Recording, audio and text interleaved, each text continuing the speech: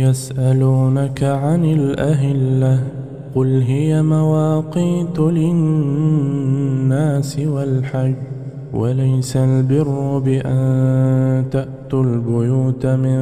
ظهورها ولكن البر من اتقى وأتوا البيوت من أبوابها واتقوا الله لعلكم تفلحون وقاتلوا في سبيل الله الذين يقاتلونكم ولا تعتدوا إن الله لا يحب المعتدين واقتلوهم حيث ثقفتموهم وأخرجوهم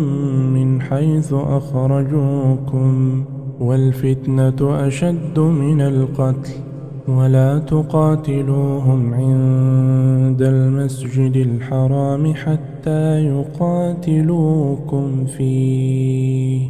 فإن قاتلوكم فاقتلوهم كذلك جزاء الكافرين فإن انتهوا فإن الله غفور رحيم وقاتلوهم حتى لا تكون فتنة ويكون الدين لله فإن انتهوا فلا عدوان إلا على الظالمين الشهر الحرام بالشهر الحرام والحرمات قصاص فمن اعتدى عليكم فاعتدوا عليه بمثل ما اعتدى عليكم واتقوا الله واعلموا أن الله مع المتقين وأنفقوا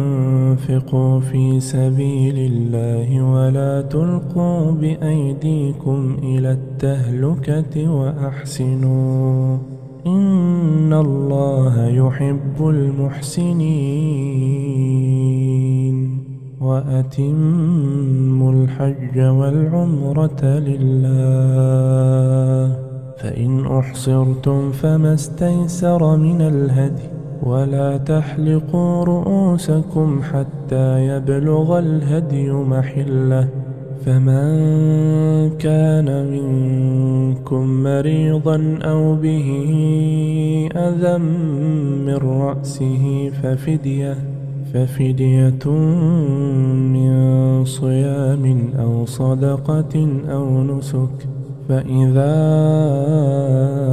أمنتم فمن تمتع بالعمرة إلى الحج فما استيسر من الهدي فمن لم يجد فصيام 3 أيام في الحج و7 إذا رجعتم تلك 10 كاملة ذلك لمن لم يكن أهله حاضر المسجد الحرام واتقوا الله واعلموا أن الله شديد العقاب الحج أشهر معلومات فمن فرض فيهن الحج فلا رفث ولا فسوق ولا جدال في الحج وما تفعلوا من خير يعلمه الله وتزودوا فإن خير الزاد التقوى واتقون يا أولي الألباب ليس عليكم جناح أن تبتغوا فضلا من ربكم فإذا أفضتم من عرفات فاذكروا الله عند المشعر الحرام واذكروه كما هداكم وإن كنتم من قبله لمن الضالين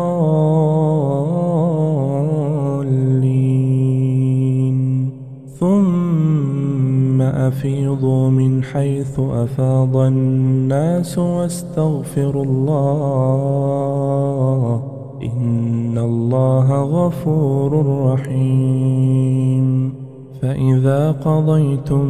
مناسككم فاذكروا الله كذكركم آباءكم أو أشد ذكرا فمن الناس من يقول ربنا آتنا في الدنيا وما له في الآخرة من خلاق ومنهم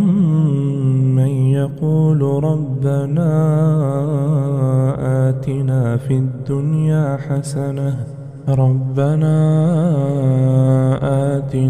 الدنيا حسنة وفي الآخرة حسنة وقنا عذاب النار أولئك لهم نصيب مما كسبوا والله سريع الحساب